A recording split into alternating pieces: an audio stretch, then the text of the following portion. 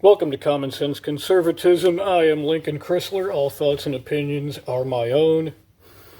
The first platform video that I shot, I think, represented somewhat of a radical departure from what most of your self-styled Republicans or conservatives would consider to be an essential part of the party today, that being the ties to the evangelical base,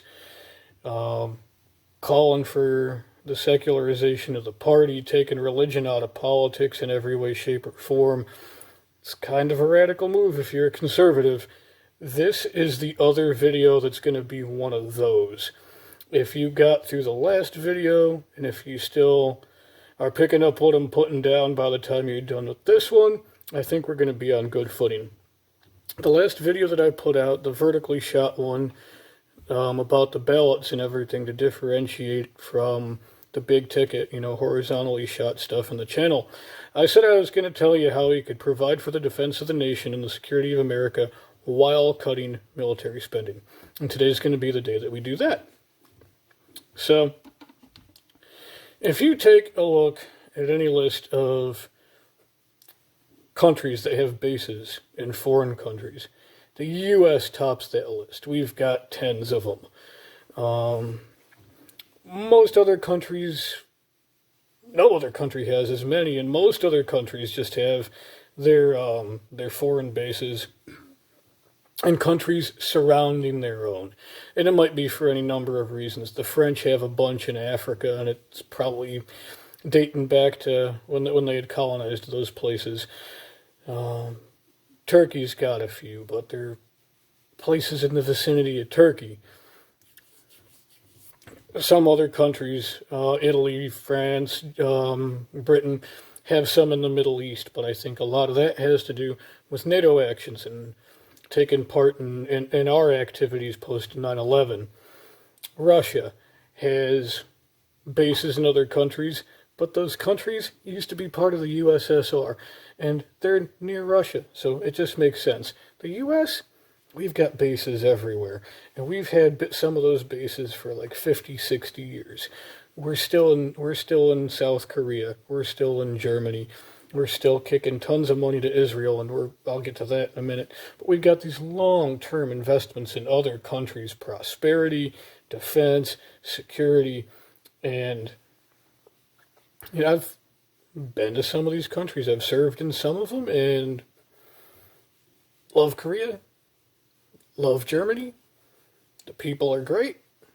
Some of them don't want us in their country, but that would be the same anywhere with any country. Some of the people just don't want another country's army on their freaking soil. I get it. That's not the opinion of their government, because we're still there, but no matter how awesome the people are, their defense, their safety, their protection are the responsibility of their government and they themselves, not us. The President of the United States is responsible for the security and welfare of the United States. And this isn't a Trump thing. This isn't an Obama thing. It's kind of a Bush thing. I really was not a big fan of Bush, and I definitely didn't think we needed to go into Iraq. I complained about that while I was in Iraq in 2004. It's like, why am I here? Saddam Hussein didn't crash any planes into any buildings. Saddam Hussein hated Osama bin Laden. That stuff didn't go down in Iraq on his watch, and Saddam Hussein was a problem. Definitely, I think a lot of Iraqi people would say that he was a problem. But Saddam Hussein was the Iraqi people's problem. If another country invades a third country, that's that country's problem. That's not America's problem. So, what I would say, what I would call for, is that we pull all our bases out of those areas. No hard feelings. It's just we don't have Koreans in the United States hanging out in case we get invaded by Canada. And it's not because the Canadians wouldn't invade us. I mean, they wouldn't, but they've got their own problems. We, the United States, consistently take on the problems of other nations onto our shoulders, to our detriment, because we're splitting our focus. We're worried about this and we're worried about that. We've got to kiss somebody's butt in order to keep our base here, and we've got to agree to spend this much money in order to keep our base there, and it's just enriching their economy, and we've got to spend money on bringing the soldiers there and their families there and the supply lines and the vehicle maintenance and all the equipment and the exercises that are conducted, and all of this stuff is public knowledge. It's there for you to read about, the amount of money that gets spent on stuff like that. Our entire defense spending for last fiscal year, was $689 billion. And it was in the 300s around the time 9/11 happened. And the reason that all the spending increases went up until 2010, we got to where we're at now. And then it declined over the Obama years.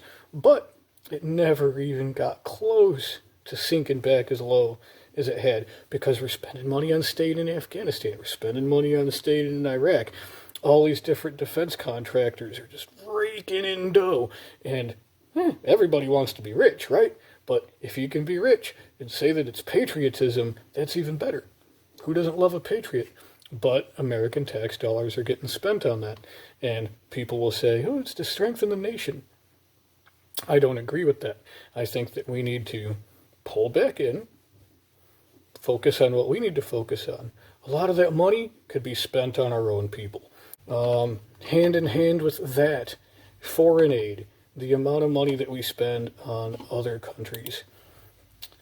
We handed out like almost $50 billion in economic and military assistance to other countries.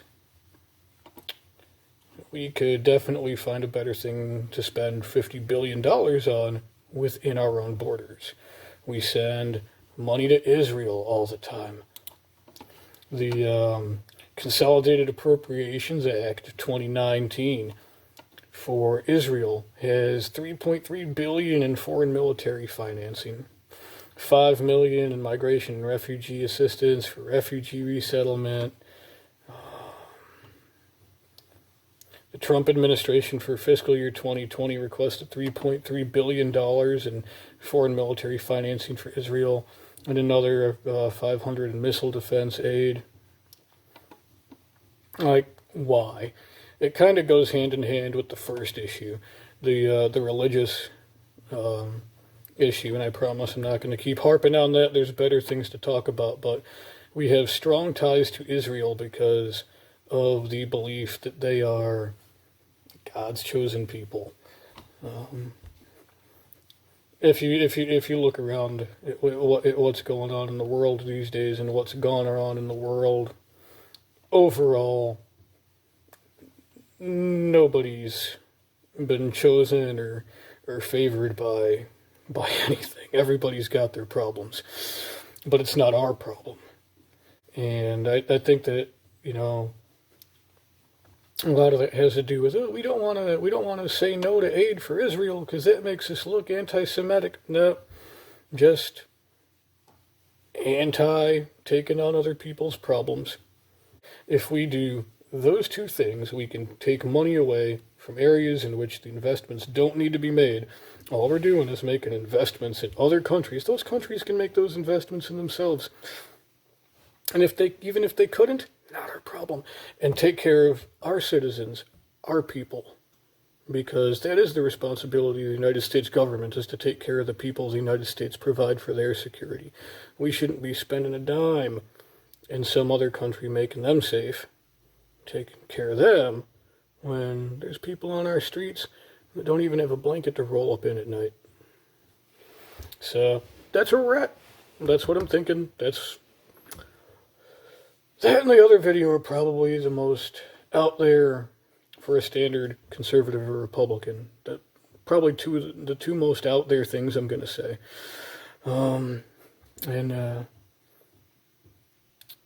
Hopefully you like it. Hopefully you like it. If you do, share it with somebody, tell a friend, and stay tuned.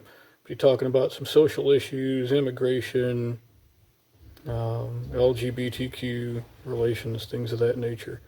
other platform issues, but I wanted to get these two major ones out of the way first. Thanks for watching.